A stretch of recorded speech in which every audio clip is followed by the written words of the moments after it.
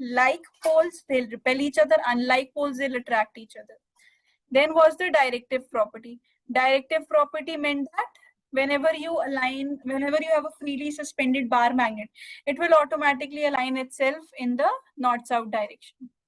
Then you have the third property as that magnetic monopoles do not exist.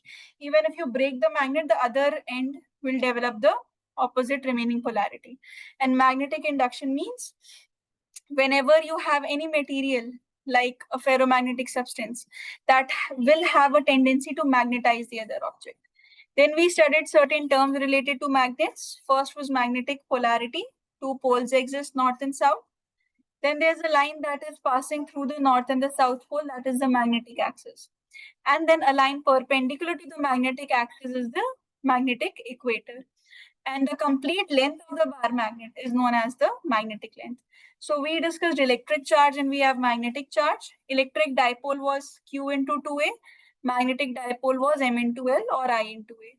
Then electric field was 2 kp by r cube. This was 2 km by r cube. It was minus kp by r cube. It was minus km by r cube. And till here we did. So formula of torque in electrostatics, just complete that table only. Torque is P cross E. When I say P cross E, it's the cross product of dipole moment and electric field. So if I talk about the cross product in torque or torque in the magnetostatics, electric dipole will become magnetic dipole moment and electric field will become magnetic field. We also discussed this already when we were discussing the galvanometer.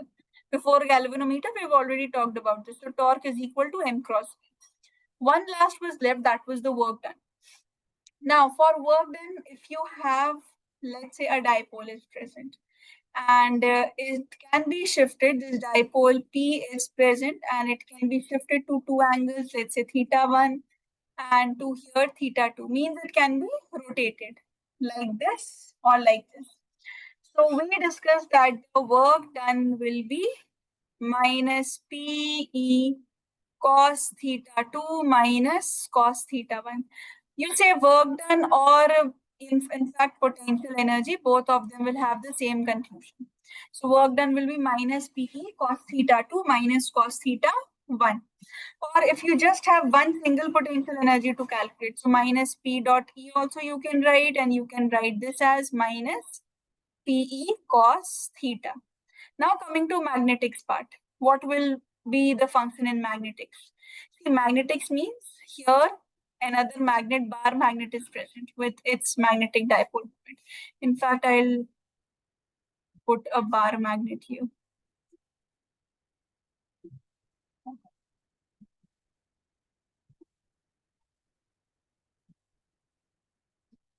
So a bar magnet is present and this is the possible rotation theta 1. This is another possible rotation theta 2. Bar magnet can be rotated. So see, work done will be minus. Now P becomes M, electric field becomes magnetic field. Same thing, cos theta 2 minus cos theta 1. Or the potential energy, this can be written as minus M dot B. Or you can write, if only one angle is given, cos theta. Whatever we have studied has its analog. So till here, did you all write till this part? Just confirm. Yes. You have written it in here? No, from the fourth one. From the fourth point you have to write. Just write it. Then one or two questions, let's practice.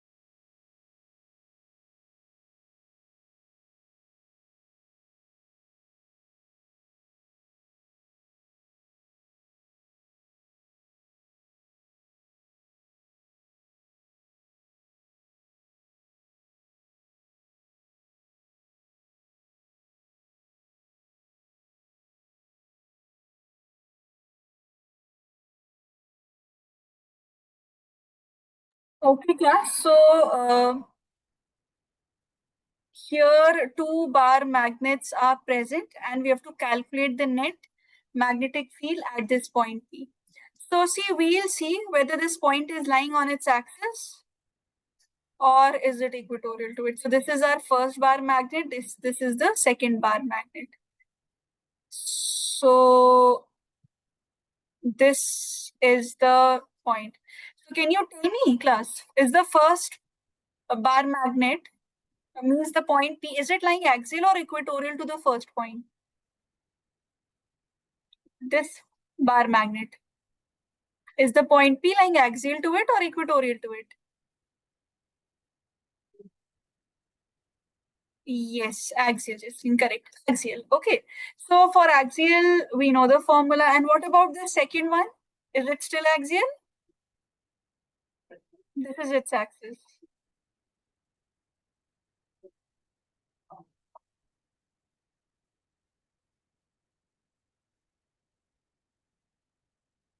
This is equatorial.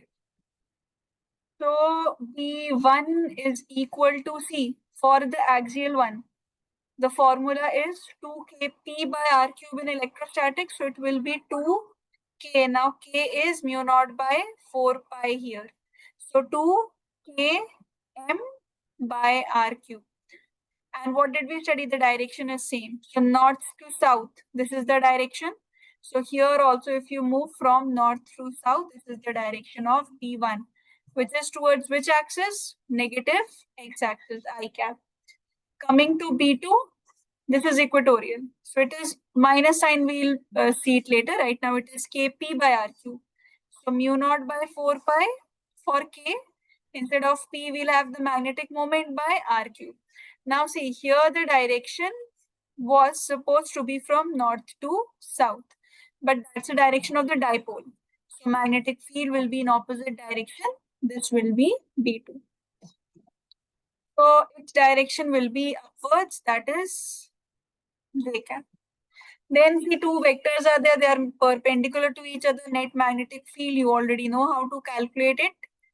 Under root of C, the first one, 2 mu naught m by 4 pi r cube, this whole square, plus mu naught m by 4 pi r cube whole square.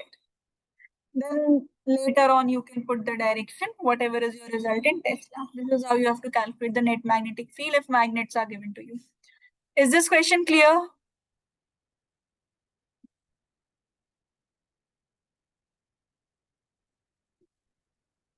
Are you both present in the class? Zainab, are you there? Okay, Jesleen is there. What about you, Zainab? Are you attending the class? Both of you have shut your cameras, shut your mics. So, okay, y square. See, Zainab, when you have two vectors acting at right angle to each other, this is B2, this is B1, angle is 90 degree.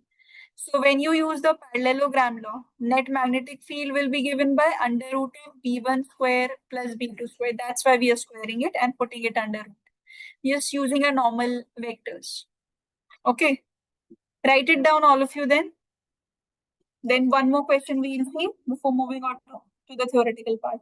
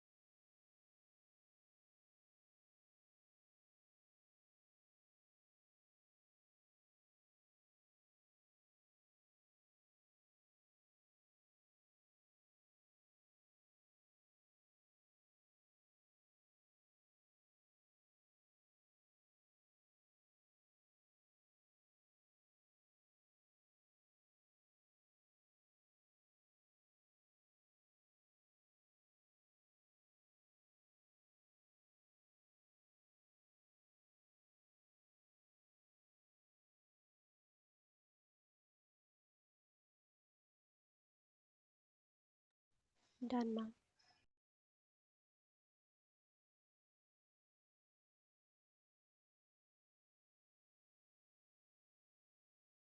Okay, done. So, question 2 says, show that motion of a bar magnet in uniform magnetic field is in SHM. So, SHM is your simple harmonic motion, right? So, torque formula, if this bar magnet rotates means, let's say it reaches to this angle from theta, it is rotating clockwise or anti-clockwise due to torque. Torque will be acting here. So the formula of torque that we studied is, what's the formula of torque? MB. M cross P. The formula is M cross P. So see, when you have the cross product, when you open it, it is the theta, m into b, yes, m cross b. So magnitude of m, magnitude of b into sine theta. This is how we open it. Now see a bar magnet, how much will it rotate because of the torque? Bar magnet will not rotate to very, very greater angle. So the angle will be very less. The angle of rotation to which the bar magnet is rotating, that angle will be very less. So we can say angle is small. So whenever the angle is small, we can always use a small angle approximation. Now, what is the small angle approximation?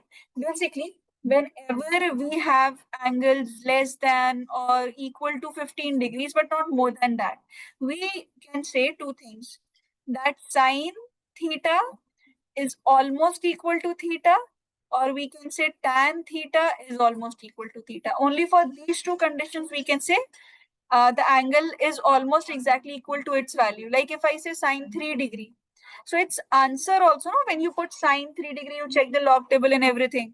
Answer will also be 3 point something, 2.9 something, around 3 only it will come. That's why for small angles we can do that, but not for greater angles. Like if we have sine 30 degree, that's just half, 0.5. So it's very far away. So 30 degree is a big angle. So if I have angle is small, now right now the angle is torque is M cross B. Yes, and due to this M cross B, basically the angle that we have is, this angle that we have for torque is MB sine theta. So I can say this sine theta can undergo the small angle approximation. So I can say torque is equal to MB theta because my sine theta is approximately equal to theta. Now look class, if you are talking about the conditions for the linear displacement, linear equations. In linear, f is equal to k of x. This is used in the linear case.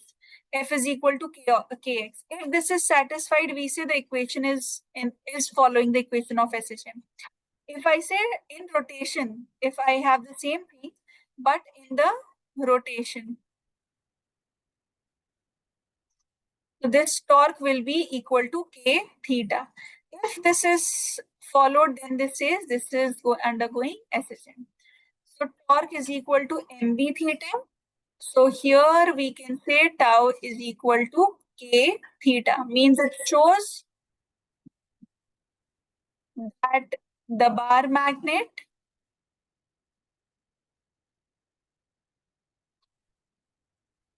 undergoes simple harmonic motion. That is, if it is going simple harmonic motion, that is SHM, undergoes SHM.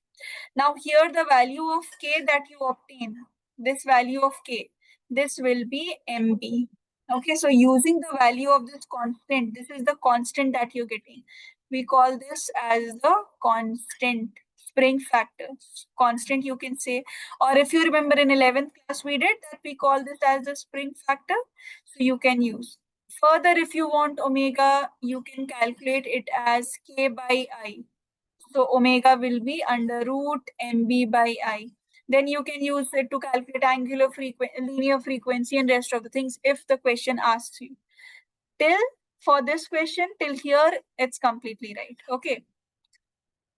This let us discuss. First, you write down this part. Is this question clear to both of you?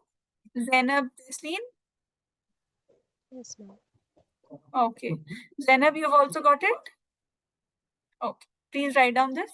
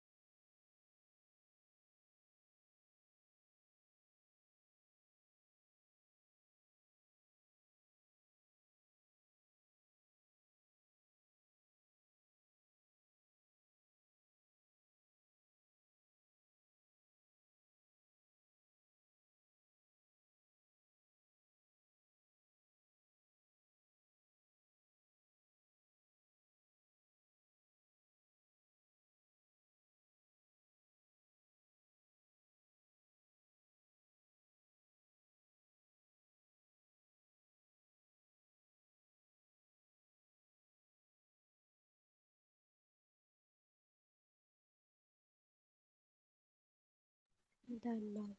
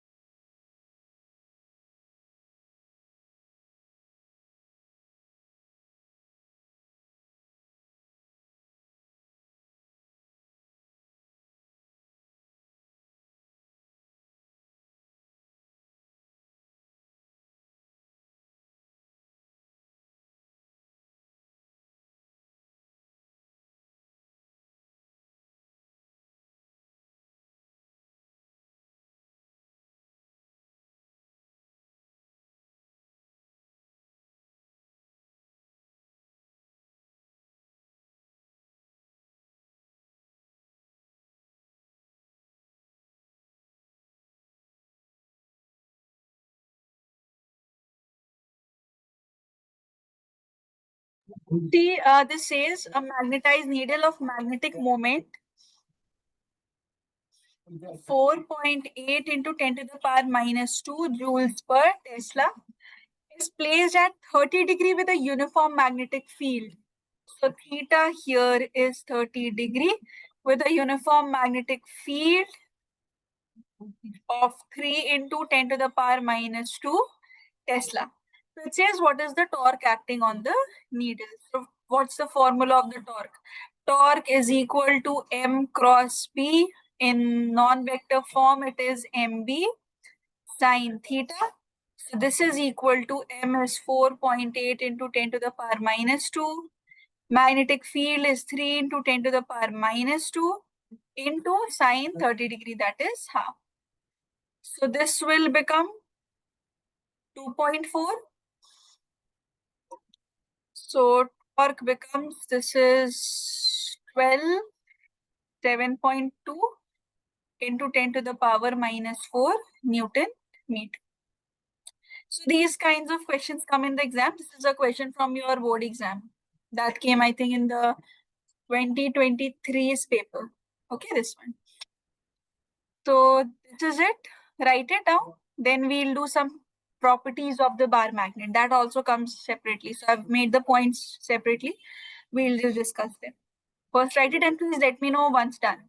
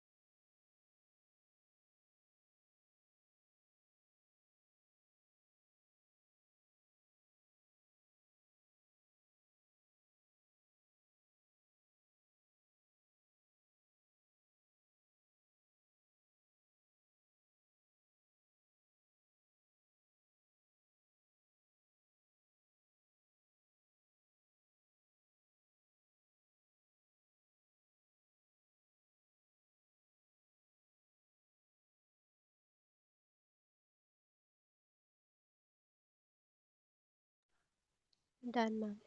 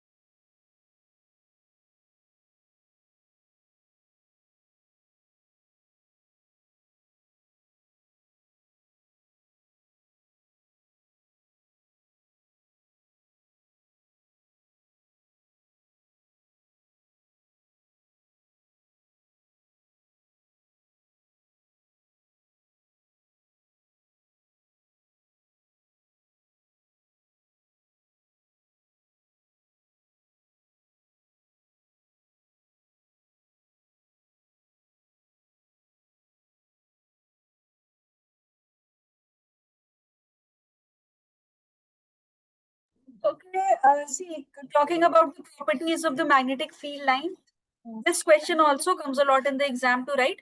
And as it is, whatever points are written, you just copy. So the way we studied about the electric field lines, remember we studied that electric field lines are what? They are continuous lines that are hypothetical. They are imaginary lines.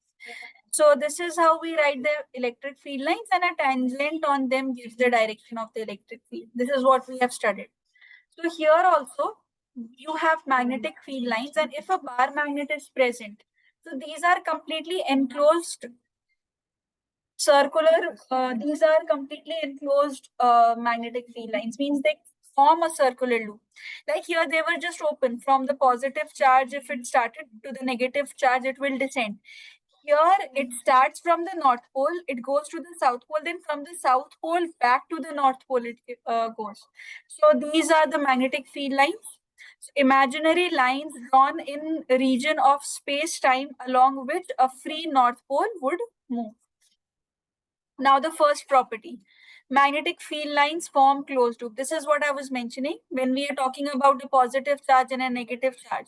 So the positive charge, the field lines emerge, originate from the positive charge and they terminate towards the negative charge. That's what we studied in electrostatics. So originating point is here, terminating point is here.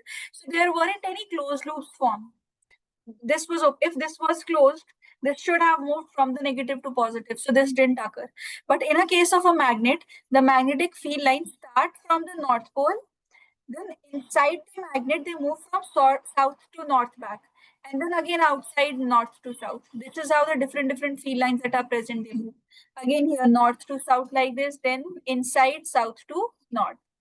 North to south outside, south to north inside. So they form closed loops over here. Second point is the way the tangent used to give us the electric field on any point. Here also the tangent on the magnetic field lines will give us the direction of the magnetic field. So the tangent to any point on the field lines give rise to the magnetic field like this. So electrostatics and magnetostatics, same thing over here. Now the third one. This was also there in case of electric field. Wherever the lines are closer, wherever you see the magnetic field lines are closer to each other, it means the strength of the magnetic field is more. This property we did in the electric field lines also. Wherever the field lines were closer, it showed that this region had a stronger electric field.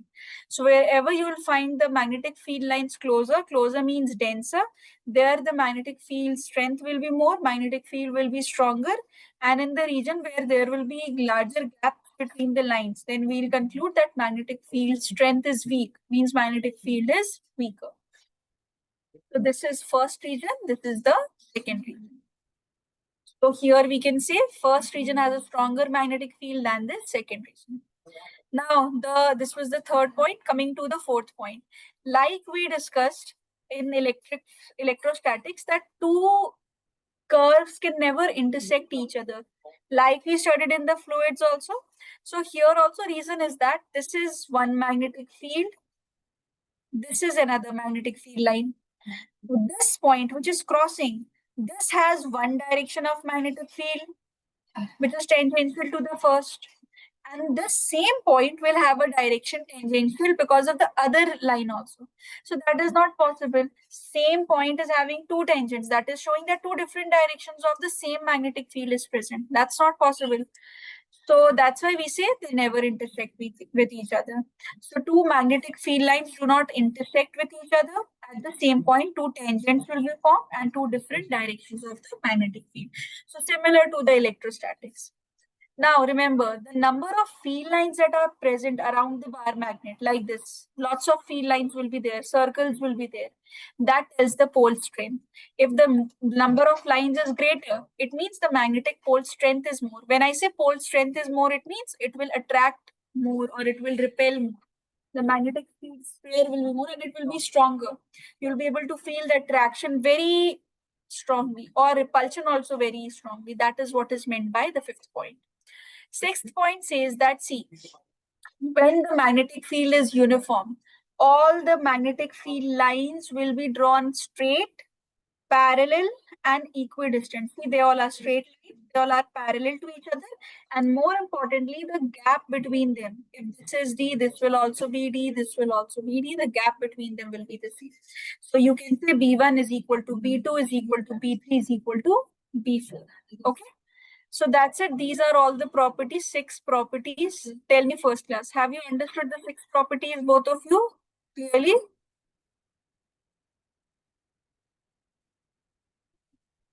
Okay. Jasleen, what about you? Yes, ma'am. Anything that you want to ask? Anyone? Zainab, Jasleen, this completes with properties of bar magnet. Basically, properties of magnetic field lines.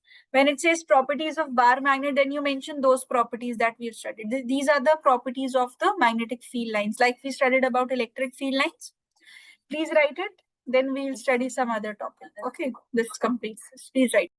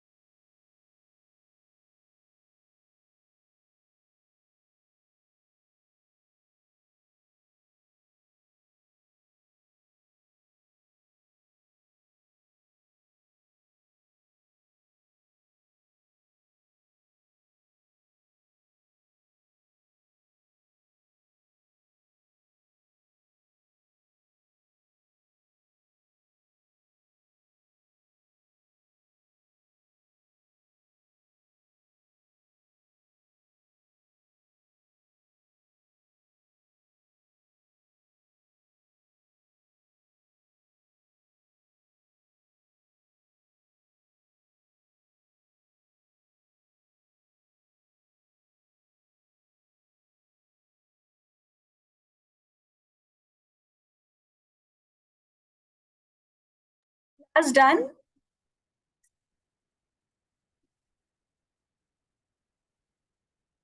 Yes, Jasleen, then up. Yes, ma'am. Okay. So see, there's a small topic. What's the cause of magnetism in matter? That this is the last topic of this chapter. So probably in the next class, we'll finish this chapter off on Wednesday. So this basically tells about, see, we have already talked about magnetism. Then why do we have this chapter? Because if you look at the name of this chapter, this says magnetism and matter. So this basically talks about the magnetic field and everything in terms of matter. Matter means at the atomic level. When the atom is present at the atomic level, orbitals motion. Okay, when the orbits are present, when the electrons are moving across the uh, nucleus, not across the nucleus, around the nucleus. So if you remember when I started with this chapter, I told you certain sources of magnetic field. One of the sources of magnetic field was electron spinning in an atom. So all of these things we are going to talk about in at the matter level. Matter level means at the atomic level. So basically it contributes to an electric current. Now this current loop acts as a magnetic dipole. When electrons are revolving around the magnet, around the nucleus, so this will act as a magnetic dipole. So magnetic dipole moment is current into area. Now area, you know, of a circle is 2 pi r. So depending upon it, you can put the rest of the values and calculate. So one thing is that at the atomic level, we know when the electrons move around the nucleus, this will lead to electric current. And electric current leads to magnetism. That's what we've studied in the chapter 4th. So this current loops acts as a magnetic dipole now. Okay. This is one point that you need to know. Second, this is an important point. First is this orbital motion. This I was mentioning. Orbital motion. Orbital motion of what? Of electrons. Okay. So here, this orbital motion contributes a lot in the magnetic moment and a lot in the magnetic field. That's the major contributing factor. And 2 points are from electrons. Another point is the angular spin of electron. When the electrons spin, one is movement like this. One is spinning at its base. Like you can take the example of the Earth. Earth rotates around its axis and Earth revolves also. So orbital motion of electron is like revolution of the Earth around the sun. An angular spin of the electron is like rotation of the Earth around its axis. So did you get these 2 points clear? Orbital motion of electron and angular spin of electron. The differences are fine. Yes, Zainab, Jesleen, Yes, I'm talking ma'am. to you. Zainab, what about you? You there?